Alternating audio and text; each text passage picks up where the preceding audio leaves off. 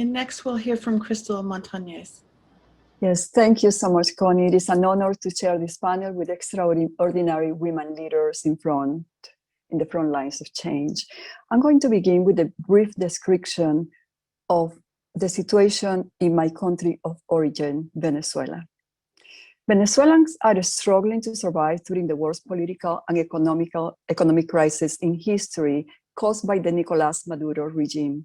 The shortage of food and medicine, lack of essential services, a collapsed hospital system, no jobs, rising crime and corruption, and a minimum monthly salary equivalent to $3.50, only enough to buy a kilogram of cheese and a liter of milk per month, incredible, has forced 1 in 7 Venezuelans to flee to neighboring countries, resulting in the largest displacement of refugees in the history of Latin America and the Western Hemisphere, and the biggest forced migration caused by dictatorship and corruption in the world, second only to the Syrian refugee crisis that has suffered from war for more than 8 years.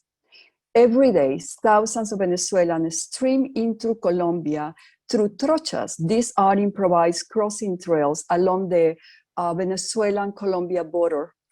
And it has become the only access between the two countries for Venezuelans traveling on foot, where they are exposed to extremely risky situations and a lot of vulnerability.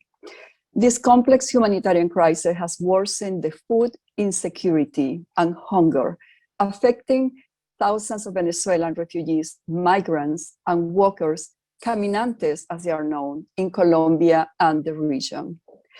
A fellow from the Rotary Club of Houston and I decided to take action to respond to this food insecurity and created the Hope for Venezuelan Refugee Project to help alleviate hunger affecting the Venezuelan refugees in the cities of Cúcuta and Pamplona in Colombia. Containers of Rise Against Hunger meals were distributed to the food distribution centers and shelters serving this refugee population.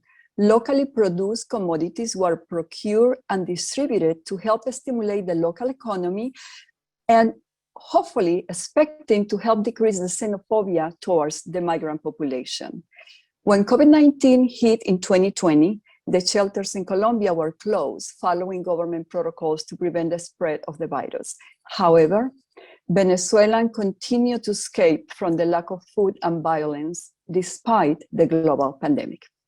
In May 2020, our team initiated a campaign to help prevent the propagation of COVID-19 among the volunteers and the refugees, including the distribution of hot meals in disposable containers to the refugees in transit. Personal protection equipments, portable hand wash stations, thousands of face masks and disinfectant supplies were also distributed.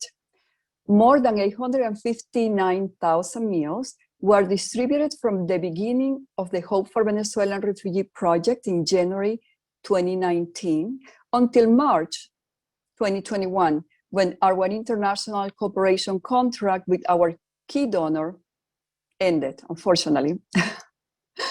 I would like for you to close your eyes for a second and just imagine a mother endangered by exhaustion and hunger, a crying child pulling what is left of her worn-out shoe, as the mother begins to collapse under the weight of her bags, as she attempts once again to console the inconsolable. Her pangs of hunger have transformed from pain and fear to an excruciating hopelessness that presses into the bleeding blisters of every weary step. Like this, children, women, and men arrive daily at the food distribution centers and shelters after walking innumerable hours or even days. The hungry children cry as the parents unload their heavy bags, or what is left of the suitcases they have hauled for miles along very rough roads. Under this scenario, our team decided that we had to do something to continue our response to the hunger situation in the region. And in April 2021, just 2 months ago, we decided to initiate a soup meal program as part of the Hope for Venezuelan Refugee Project to continue, even though we don't have a key donor, but we are doing it. Once again, the volunteers are serving nutritious bowls of soup. And it's then, during that first heartwarming sip, that you catch a glimpse of the smiles emerging slowly and steadily, like a beautiful sunrise peering through the corners of quaint lips. This is hope. You can help by learning more about the Venezuelan refugee crisis and support our efforts to provide refugees with hope and the fundamental human right of access to food, because we cannot do this alone. Thank you, Connie. Thank you. Thank you, Cristal, for telling us your story and their story. So unfortunately, we have a very short period for our panel today, and I do appreciate each of you sharing your perspective and seeing the systemic solutions that we're finding, but also the on-the-ground work that is happening. I would like to close, and Amy, you referred to mentoring and telling stories. Ismahani, you talked about education, and I've heard you, Cristal, talk about the work that you're doing, but what can an educator do to empower girls and young women to step forward in your field? And so I'll start back with Ismahani.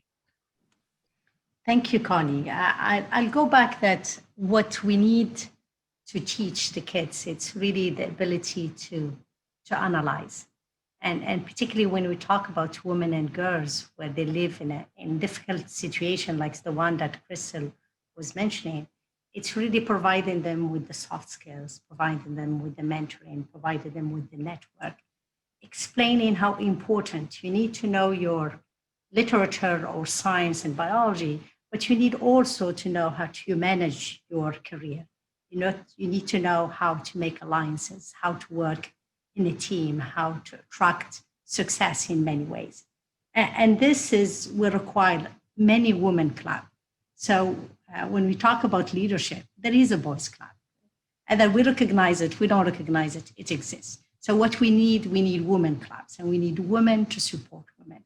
And this has to go for, as I said, many, many decades to catch up. So, and with that, to support all of this, we need the right policies. We need policies that support women. We need policies that are pro-women, policies that are pro-girls. Even if we don't recognize it again, most of the laws we have are very, very old. Most of them are old by decades and centuries, and they were made in a time when man is the only player in the field. So we need really to dig out all of this. And I would like to really end up with the hope that my colleagues talked about.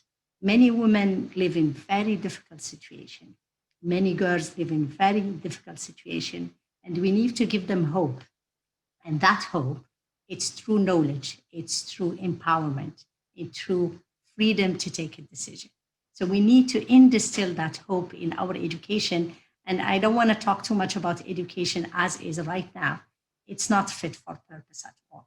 We need a huge way to really review our education to provide those soft skills that I'm talking about, and to provide the girls and the women with the power to decide for themselves, to save themselves and save their kids, and to really execute their role in this world. We can't continue with half of the population being undermined and being not used enough and not used properly.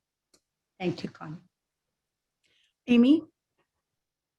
I want to echo a lot of what Ismahani just said. I thought that was fantastic. A couple of points that I would want to emphasize is certainly back to the mentorship and sharing stories part, and what can educators do. I think that start them young. I mean, from the time that a child is in kindergarten or even younger, and I'm coming again from this perspective of having focused in agriculture and technology, but build it in as part of the curriculum, on the spirit of entrepreneurship, creativity, innovation. And that can be in the format of programs or competitions or games and so forth. Just having that from a very early age. And then I think in terms of mentorship, it's really important to have women like myself, I'll just put myself in there, to go speak at schools and to bring along some of these women like who are sharing their stories. Because I remember being in, let's say, in 7th and 8th grade, and we had a career day and parents would come in and talk about what they do. I think it's important to see someone who of your gender who looks like you, or you know, different diversity, and say, oh, that woman is doing this, and how did she get to where she is? So I think women who are already in a place in their career and who have gained some experience should step up and make themselves available to youth and younger people as well. So I feel strongly about that. And also building this into the curriculum, I think, is important, and looking at that from the top down as well. And I think that there's a lot of opportunity there in mentorship, certainly. Thank you so much. And Cristal, we'll end with you. Yes, I believe that food security and gender inequality are closely linked to hydrangeas beginning at a very young age. And I would like to see educators to be very excited about empowering girls and young women in achieving that gender equality and recognizing that the access to food is a fundamental human right. Educators can help girls and young women realize their roles as farmers, entrepreneurs, leaders. Is extremely crucial to eliminate poverty and to ensure sustainable food security and nutrition for themselves and their families. Thank you all for your time today. It really has been our honor to have you speak with us. And now I will pass it to my colleague, Peter Brosnan.